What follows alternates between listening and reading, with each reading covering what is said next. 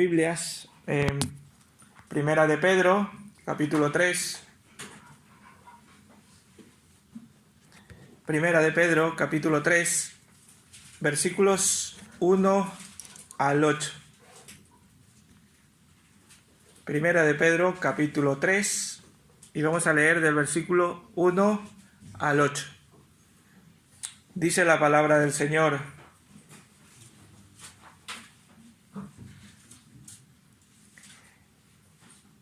En unas versiones dice en conclusión, en esta dice en fin, sed todos de un mismo sentir, compasivos y amados fraternalmente. Sed misericordiosos y amigables, no devolváis mal por mal, ni maldición por maldición. Al contrario, bendecid, pues sabéis que fuisteis llamados a heredar la bendición. Porque el que quiere amar la vida y ver días buenos, refrene su lengua del mal y sus labios de la mentira. Apártese del mal y haga el bien. Busque la paz y sígala. Pues los ojos del Señor están sobre los justos y sus oídos atentos a sus oraciones. Pero el rostro del Señor está contra aquellos que hacen el mal. El Señor bendiga su palabra. Padre, te alabamos, te glorificamos en esta mañana y queremos, Señor, pedir tu bendición para tu palabra. Oh Señor, que en esta mañana podamos entenderla, podamos atesorarla en nuestras vidas, en nuestros corazones. Que nos hables, Señor, de tu palabra hacia nuestras vidas y que, Señor, la podamos poner en práctica, Padre. Que seas tú, a través de tu Espíritu Santo, quien nos enseñe lo que tú tienes para nosotros en esta mañana, Padre. Gracias, Señor. Gracias, Padre. Amén. Una de las más notorias personalidades o personificaciones, podríamos decir, de la vida hedonista. ¿Saben lo que es hedonista? Es las personas que buscan un continuo búsqueda de placer, de bienestar en todos los ámbitos de la vida, ¿vale? Eso es una persona hedonista, que siempre están buscando el placer y el bienestar en todo lo que hacen, ¿vale? En todos los aspectos de la vida. Y una de estas personas del siglo XX fue el famoso novelista Ernest Hemingway. No sé si lo he pronunciado bien, pero bueno. Y él fue un autor destacado de muchas obras literarias, como Fiesta, Adiós a las armas, El viejo y el mar. En fin, hubo un montón de publicaciones que lo hicieron famoso. Y aparte de ser eso, de ser un escritor, se hizo notorio también por su estilo de vida innovador, entre comillas. Después les explico por qué entre comillas. Su estilo de vida, según él, era un estilo de vida innovador. Y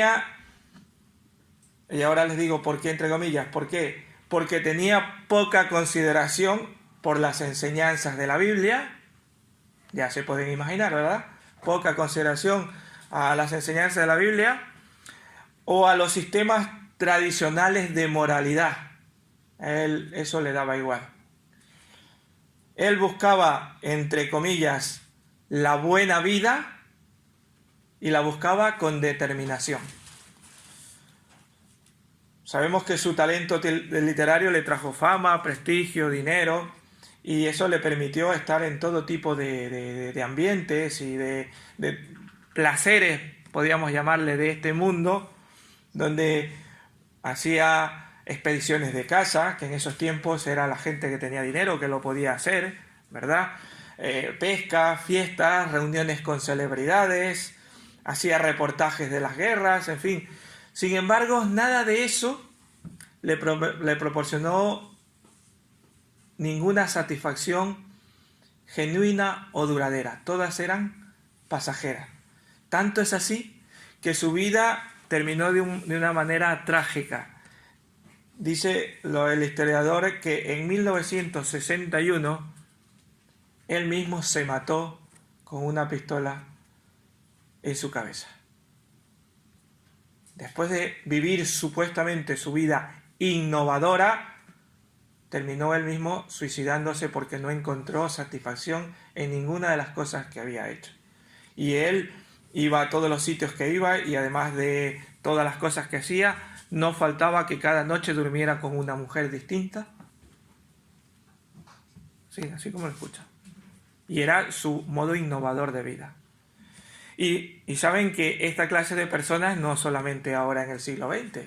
En la Biblia también hubo personas que buscaban ejemplos de hombres que fueron tras la buena vida, podríamos llamarle, y buscándolo y a veces en lugares equivocados. Gracias a Dios, a los que voy a mencionar después buscaron de Dios. Hemingway acabó con su vida. Pero, por ejemplo, Salomón poseía grandes riquezas, tierras, palacios, carros, caballos, oro, plata y muchas mujeres hermosas. Porque él no tenía mujeres feas. Él tenía mujeres hermosas. Puesto que era el rey de Israel, tenía gran poder e influencia. Él parecía que tenía todo lo que podríamos llamar la buena vida, ¿verdad?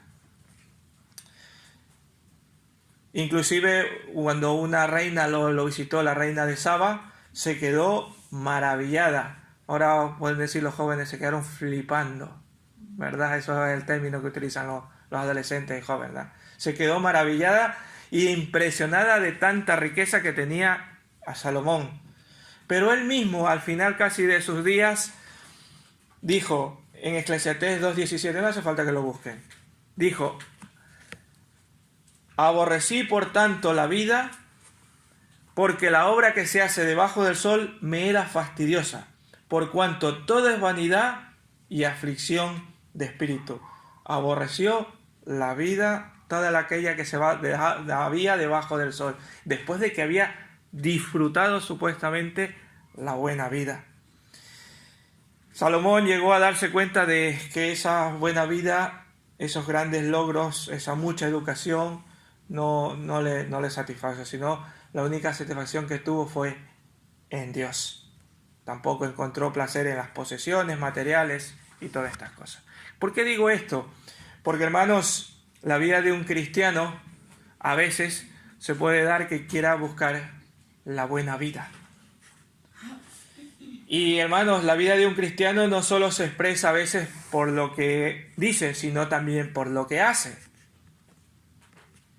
Y podríamos decir, no a veces, siempre. La vida de un cristiano no debe solo expresarse por lo que dice, sino también por lo que hace. Y en esta mañana, Pedro enumera en este pasaje algunos, podríamos decir, deberes y privilegios de una vida cristiana auténtica. ¿Cómo debemos hacer para tener esa vida auténtica? Pedro enumera algunas cosas. Recordemos un poquito lo que Pedro ha estado haciendo o ha estado diciendo hasta estos momentos. Pedro da unas palabras especiales de guía, de enseñanza, de aliento a varios hermanos. ¿De dónde? De las iglesias de Asia Menor, ¿verdad? Así empieza los primeros versículos. Luego Pedro se dirige a los cristianos como ciudadanos. Les dice que tienen que obedecer a los que están en autoridad, ¿verdad? También le dice cómo relacionarse con esas autoridades. También después le habla a las esposas cómo comportarse con sus esposos no creyentes. Luego también les dice a los esposos acerca de vivir sabiamente y consideradamente con sus esposas. Si leemos todos esos versículos hemos venido estudiando, ¿verdad? Solo esto lo quiero decir para que recordemos que Pablo ha estado hablando en varios aspectos de la vida de un creyente. Pero ahora el texto de hoy de 1 Pedro 3, del 8 al 12, que es la que hemos leído, Pedro se dirige a todos, ya no a alguien en especial, ¿verdad? Lo dice a todos, porque dice el versículo 8, en fin, sed, ¿qué cosa? Todos. ¿De qué cosa? De un mismo sentir. Luego vamos a hablar de un mismo sentir. Pero primero lo dice ¿a quién? A todos. ya no a una sola parte, como lo venía diciendo algunos, ¿verdad? A las esposas, a los esposos, cómo comportarte con las autoridades, a una parte de los hermanos de Asia Menor. Ahora lo dice a todos. Sed todos de un mismo sentir. Y este todos aquí significa todos ustedes, todos nosotros, cada uno de los que estamos aquí como creyentes. Todos los cristianos que vivimos juntos, que compartimos juntos. El asunto aquí no es cómo relacionarse, como les decía antes, con las autoridades civiles o con los amos, que también les habla, ¿verdad? A los trabajadores, a los esposos no creyentes, las esposas no. Aquí el asunto es cómo relacionarnos unos con otros en nuestra vida juntos como cristianos. A todos, sin excepción. Y nos manda, creo que, a ser cierto tipo de persona. Nos dice de cientos de cosas que Pedro nos podía decir o les podía decir a ellos, pero que también nos los está diciendo a nosotros en esta mañana. Nos manda a ver cómo son nuestras relaciones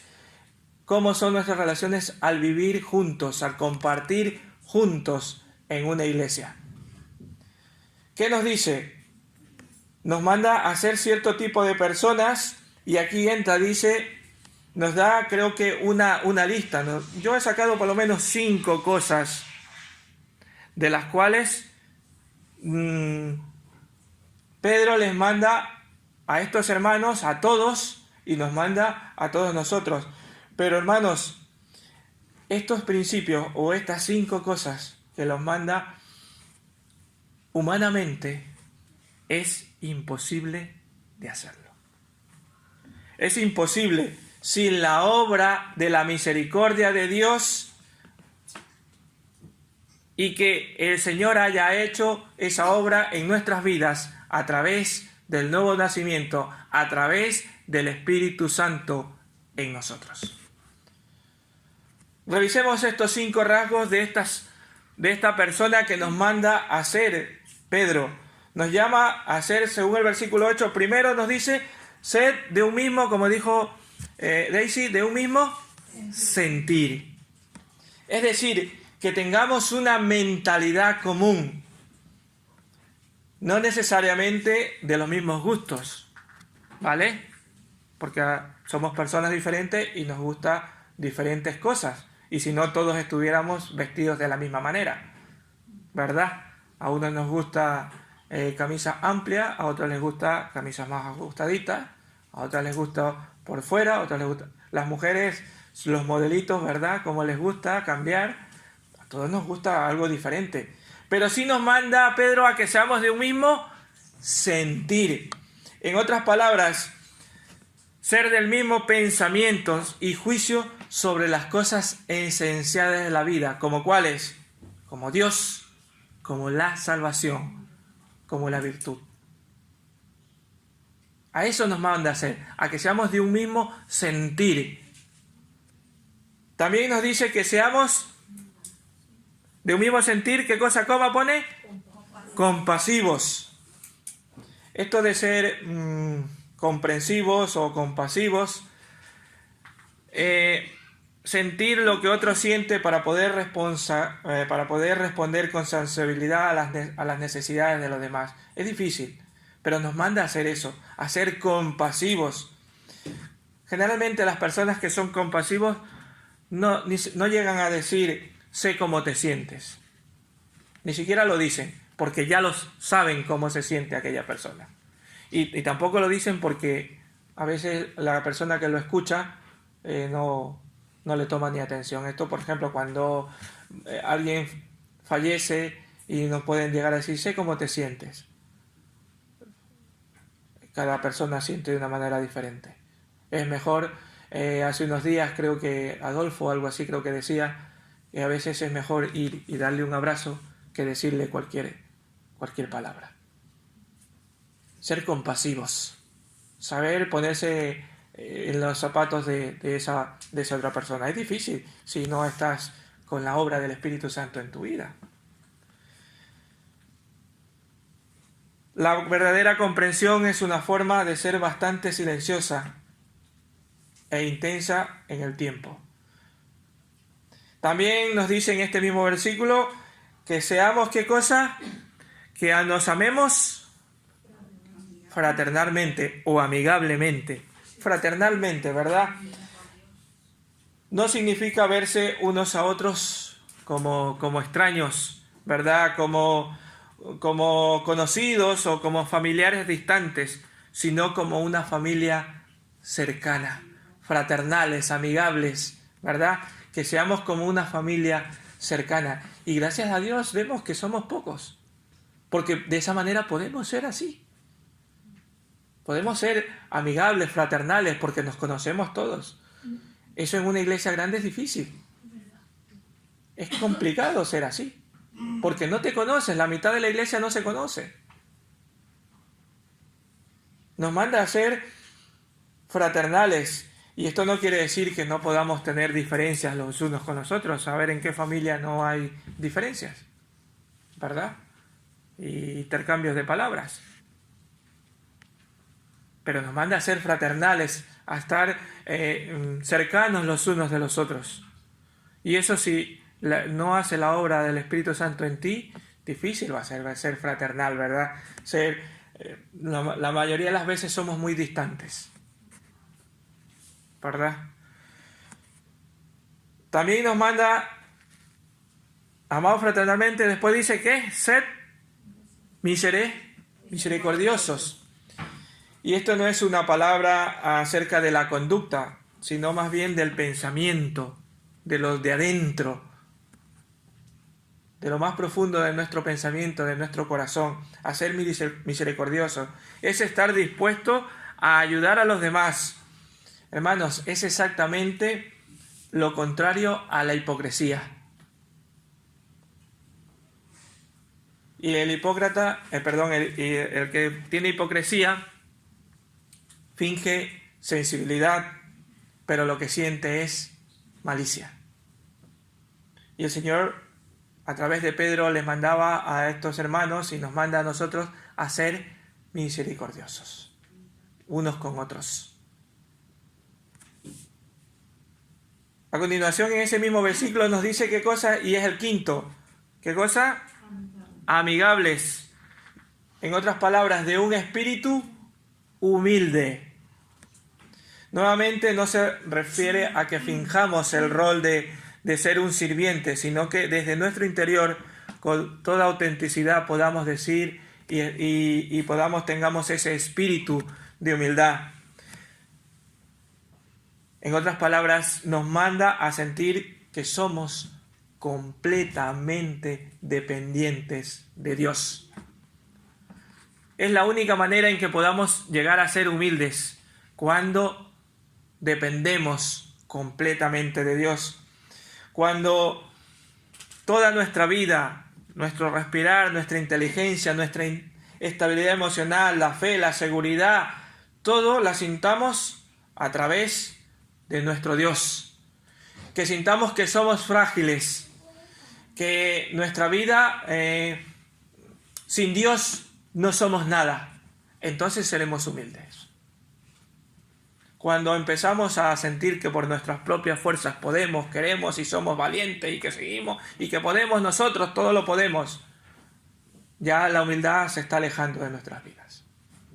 Pero cuando sentimos esa dependencia total de Dios, es cuando estamos sintiendo humildad en nosotros. Se refiere a sentirnos pecadores e indignos si no estamos con la gracia de Dios. Yo por lo menos me siento así.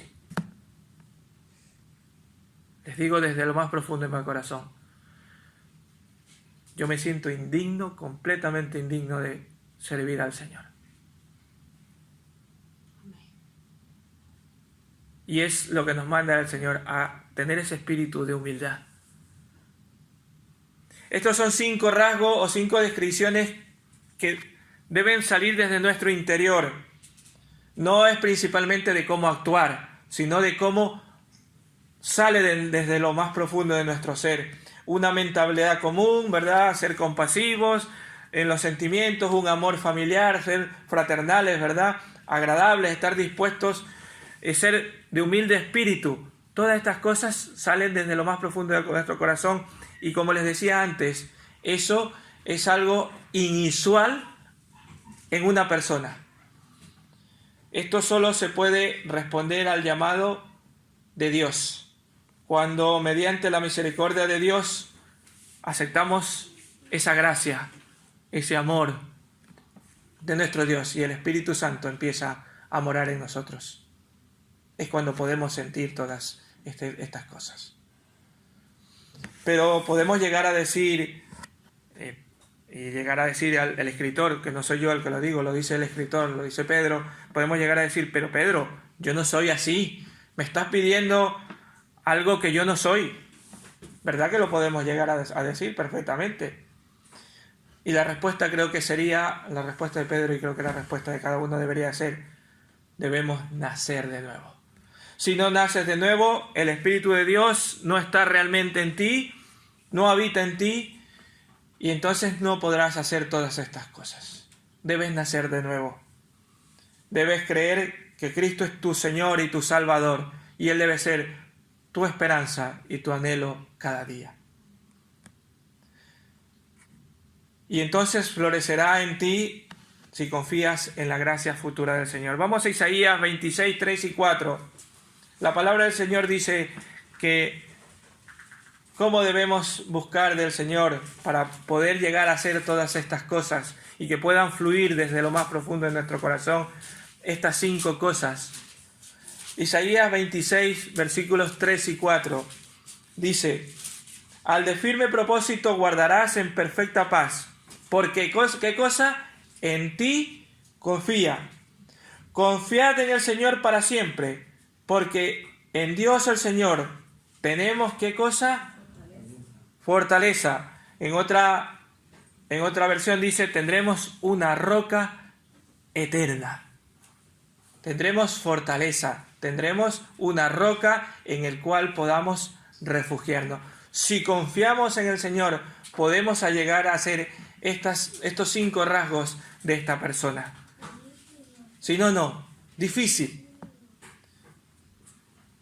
La señal de que has nacido de nuevo es que confías en esa misericordia de Dios, de que confías en una esperanza viva. Y hermanos, aun cuando nuestra meta sea ser lo que Dios quiere que seamos, nosotros también tenemos que poner de nuestra parte. También tenemos que decir, aquí está mi vida, Señor. Porque Él quiere obrar en ti. Él quiere tener grandes frutos para tu vida. Pero tú tienes que disponer tu vida. Tú tienes que dejarte gobernar por el Señor. Y a veces no lo hacemos. Le damos a medias. A veces es como suelo decir, hay una forma de ilustrar esto, de que a veces tenemos un llavero, ¿verdad? Y le damos algunas llaves de las habitaciones de nuestra vida, pero otras no le damos, ¿verdad? Y la damos en parte. En el versículo 9, después de decir cómo debemos ser o cómo podemos ser si nos dejamos gobernar por el Señor, nos dice el versículo 9, no devolváis, ¿qué cosa? Mal por mal, ni maldición por maldición. Al contrario, bendecid, pues sabéis que fuisteis llamados, ¿a qué cosa? A heredar la bendición. Creo que después de decirnos cómo debemos ser, nos dice que debemos tener una respuesta oportuna. Y la primera es que nos dice, no devolvamos mal por mal. ¿Cómo podemos ayudarnos unos a otros en nuestra iglesia de Vista Alegre? ¿Cómo podemos ayudarnos? Una de las maneras es de esta manera, no devolviendo mal por mal. Es que me ha mirado mal, pues yo ya no le hablo. ¿Verdad?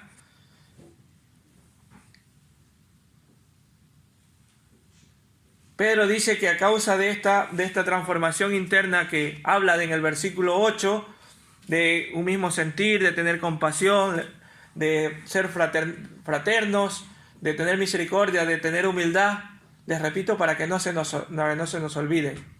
A causa de esta transformación interna debemos actuar de una forma concreta, y esa forma concreta es no devolver mal por mal. Al contrario, estamos llamados a ¿qué cosa? A bendecir a quienes nos insultan. Se refiere a que debemos bendecir a quienes nos insultan. Estamos llamados a vivir así. Así lo dice la palabra de Dios, no lo digo yo. A mí de ahí me cuesta. Yo soy humano, tal como ustedes, con las mismas luchas, con los mismos problemas. Con mi esposa solemos decir que en cada casa hay una gotera. Y es verdad, ¿verdad? En cada casa hay una gotera.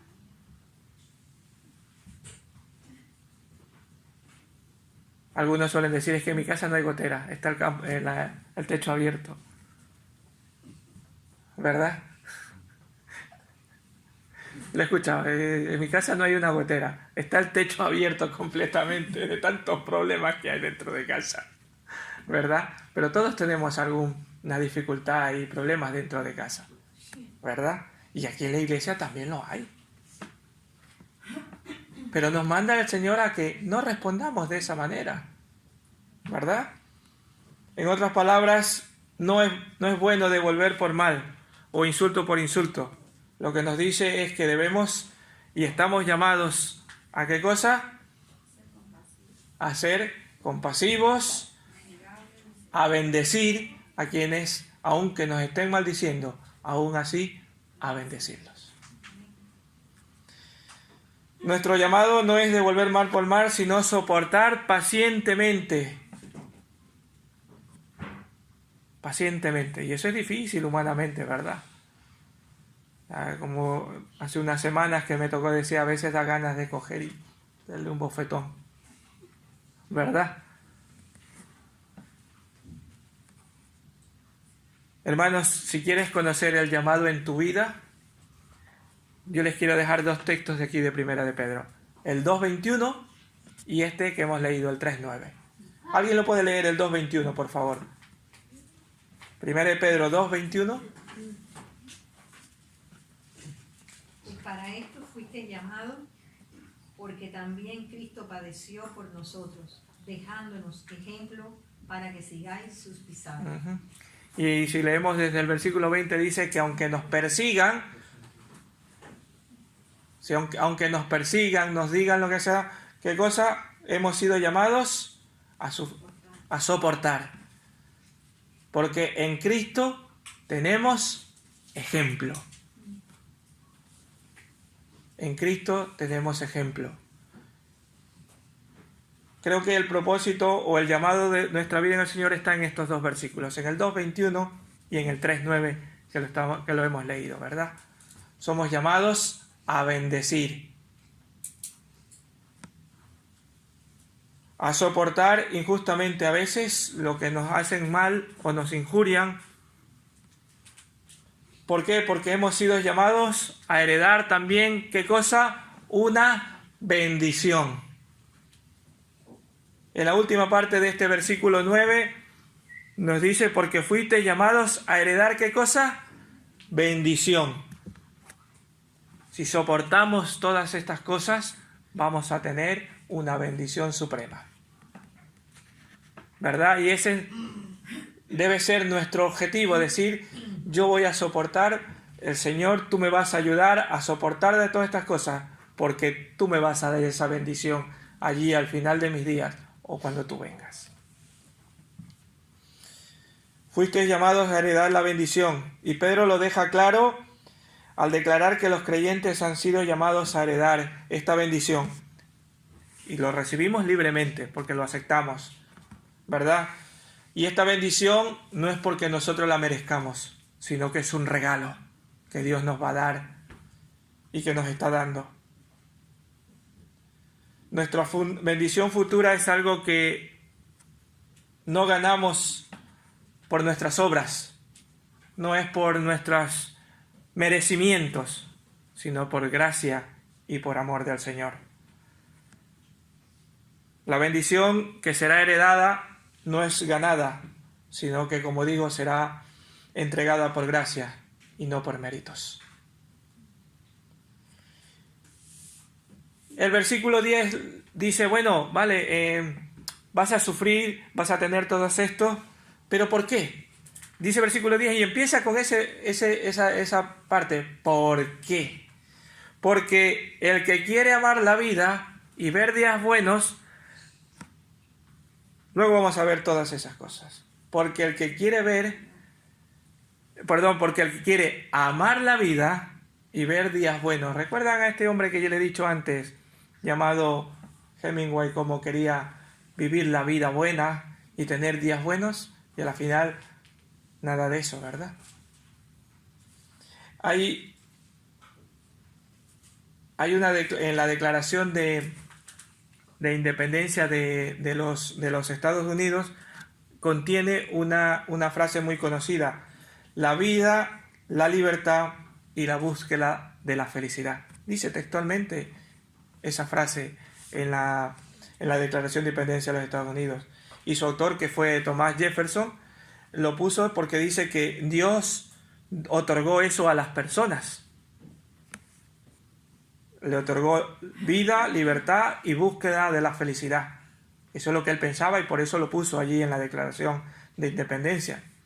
Y para la mayor parte de la sociedad en la que vivimos, en la sociedad posmoderna, la búsqueda de este ideal significa principalmente ir ante objetos de gratificación personal tales como dinero, tener un casoplón, como se dice, ¿verdad? Un pedazo de casa, un buen coche, irnos de vacaciones todos los años y si puede ser más de varias veces durante el año, ropa fina, buenos alimentos, ¿verdad? Comer bien, las mejores sillas en eventos deportivos, diversión, además de salud y bienestar.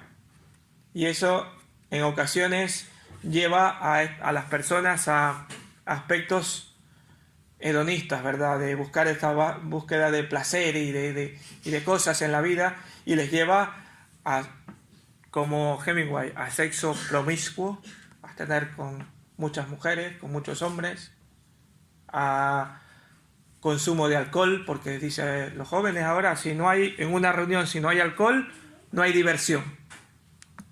Así lo dice. Si no hay alcohol, no hay diversión. Qué equivocados, ¿verdad? Al alcohol, al uso sin restricciones de drogas, ¿verdad? De todo tipo de drogas. Ahora hay una amalgama grande de drogas.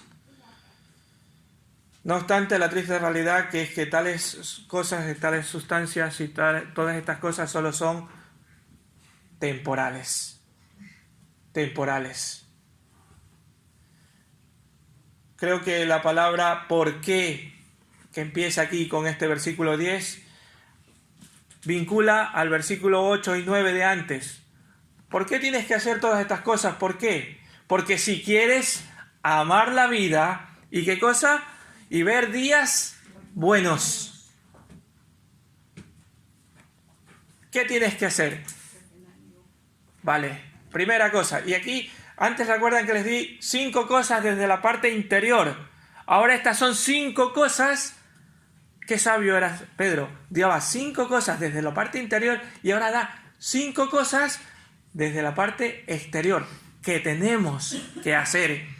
Antes era lo que debe salir desde lo más profundo, ahora nos está dando 5 cosas que debemos hacer. Primero, lo ha dicho Daisy, refrenar la lengua. Refrene su lengua, ¿verdad? El que quiera amar la vida y ver días buenos, ¿qué cosa? Refrene su lengua del mal. Santiago, el capítulo 3, del versículo 1 al 12, no lo busquen, porque es muy largo. Habla ampliamente de la lengua. Santiago 3, del 1 al 12. Yo solo quiero leer el versículo 6. Santiago capítulo 3, versículo 6. dice que la lengua a menudo es una indomable propuesta del pecado. Y dice así: y la lengua es un fuego, un mundo de maldad. La lengua está puesta entre nuestros miembros y contamina todo el cuerpo e inflama la rueda de la creación, y ella misma es inflamada por el infierno. Miren lo que dice de la lengua, qué duro que es la palabra del Señor. Y nosotros la utilizamos, ¿verdad? Y no nos damos cuenta que a veces que lo que decimos está hiriendo a los demás. Y como solemos decir vulgarmente, como está con húmeda y no tiene hueso, ¿verdad? La dejamos resbalar. Refrene su lengua, porque con la lengua podemos armar un fuego. Y un fuego que no podemos apagar. Primera cosa. Segunda cosa que debemos hacer, que dice: y sus labios no hablen engaño. En otras versiones dicen: no hablen mentira, engaño. Lo mismo, ¿verdad? Jesús enseña en el Sermón del Monte, en Mateo 5:37, le dice: sea vuestro hablar sí es sí, o no es no. Porque lo que va más allá de esto procede del mal. Eso dice en Mateo 5:37. Miren lo que hace Pedro. Además de decirnos, de abstenernos de represalias verbales, también nos dice que los creyentes debemos evitar que nuestros labios hablen engaño. Que no mintamos. Es más fácil coger a un mentiroso antes que a un cojo, dice el dicho, ¿verdad? Bueno, es más fácil coger a un mentiroso que a un cojo, porque al cojo al final puede amagar y al mentiroso se lo coge muy rápidamente, ¿verdad? Hermanos, debemos estar absolutamente comprometidos con la verdad. Vamos a Proverbios 3.3. Proverbios 3.3. Vamos a buscar Proverbios 3.3. Alguien que lo lea, por favor. Proverbios 3.3.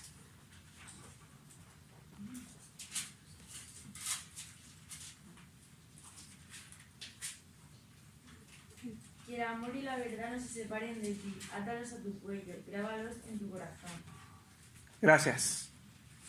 Qué más productiva esta palabra, ¿verdad? Que la verdad no se aparte de ti.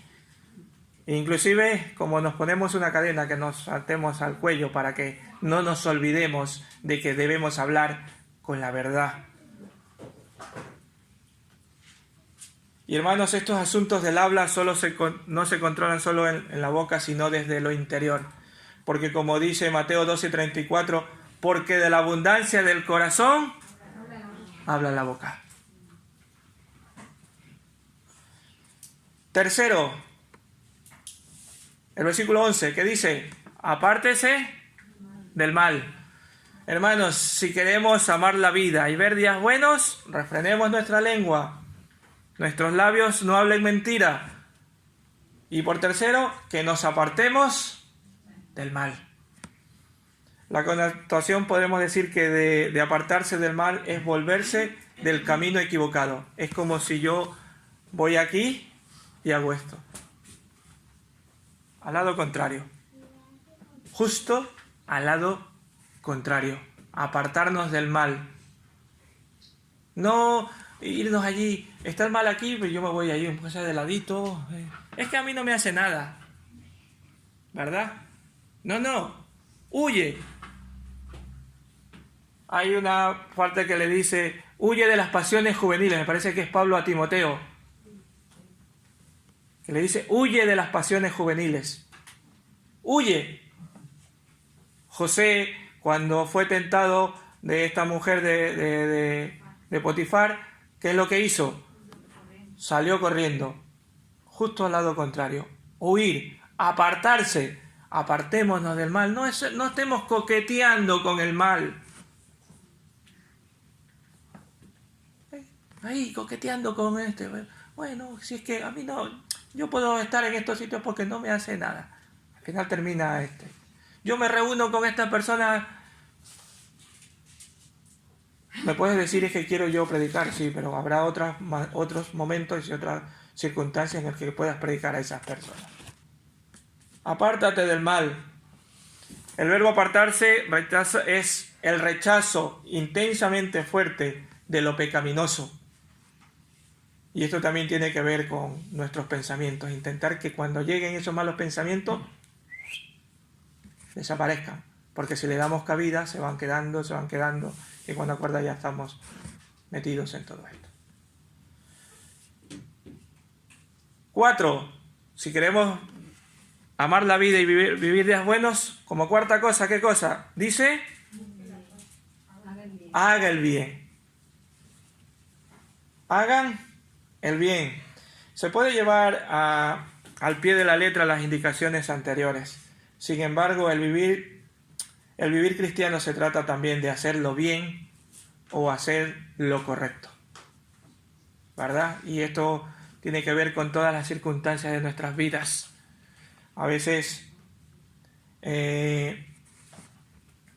queremos engañar en la luz, en el agua, en los impuestos, y ya no estamos haciendo bien.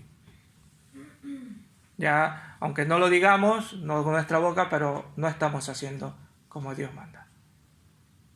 Tengamos cuidado con este tipo de cosas.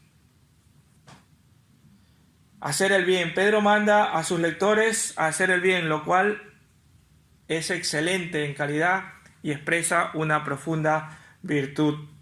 Y esto contrasta con la idea contemporánea de ahora de las nuevas generaciones, ¿verdad?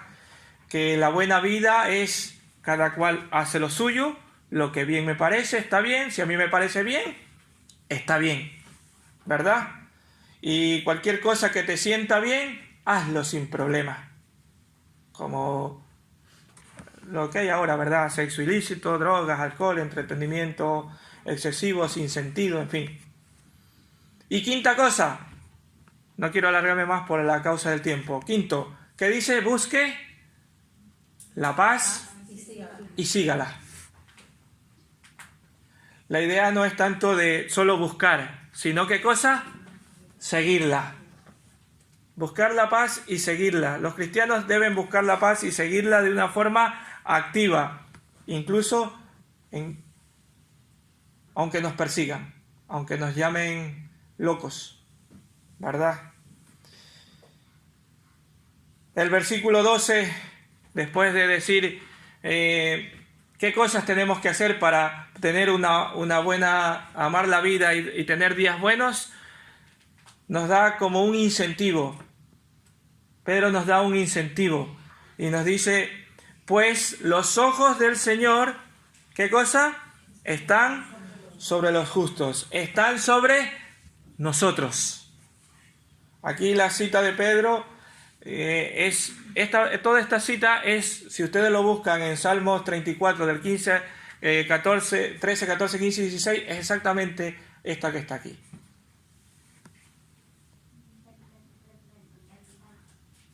Y nos dice que los ojos del Señor están sobre cada uno de nosotros.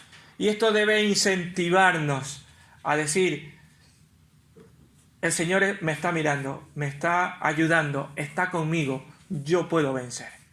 Yo puedo hacer así como me dice la palabra del Señor. Y añade, sus oídos están atentos ¿a qué cosas? A sus oraciones. El rostro del Señor está en contra de aquellos que hacen el mal. El oído del Señor está atento a nuestras oraciones, a nuestras súplicas. Y esto debe incentivarnos, que los ojos de nuestro Dios están siempre con nosotros y que su oído está atento a lo que le pidamos. ¿Queremos amar la vida y tener días buenos? Hagamos estas cosas. Hemos visto 5 cualidades que son vitales en las relaciones interpersonales efectivas dentro de la casa del Señor o con nuestras personas que nos rodean, que tienen que ver las 5 primeras con el interior y las 5 segundas que hemos visto con nuestro exterior, que debemos mostrar, ¿verdad? Las 5 primeras eran ser de un mismo sentir, ser compasivos, ser fraternales, misericordiosos y de espíritu humilde. Y las que son de la parte exterior, refrenar nuestra lengua, nuestros labios no hablen engaño, o sea que no digamos mentiras, que nos apartemos del mal, que hagamos el bien y que busquemos la paz y la sigamos. Los cristianos de esos tiempos tenían persecución. A lo mejor los cristianos, nosotros en este momento aquí no tengamos tanta persecución. Sí hay otros cristianos que están siendo perseguidos por allí. Pero siempre vamos a tener un mundo hostil en el cual nos hagan ver como que si somos locos, que estamos sirviendo a un Dios de locura. Pero ante todas esas cosas vivamos con humildad, respondamos al mal con bien. Dios nos ha bendecido con su salvación, nos ha dado esa salvación gratuita, no porque la merezcamos, ¿verdad? A través de nuestro Señor Jesucristo nos los dio. Y así que como el tema de esta mañana dice, seamos bendecidos para bendecir. Que el Señor les bendiga y les ayude y que nos ayude a cada uno de nosotros a poder tener cada día esa bendición, que la tenemos, pero que la utilicemos para bendecir a los demás. Dios les bendiga. Amén.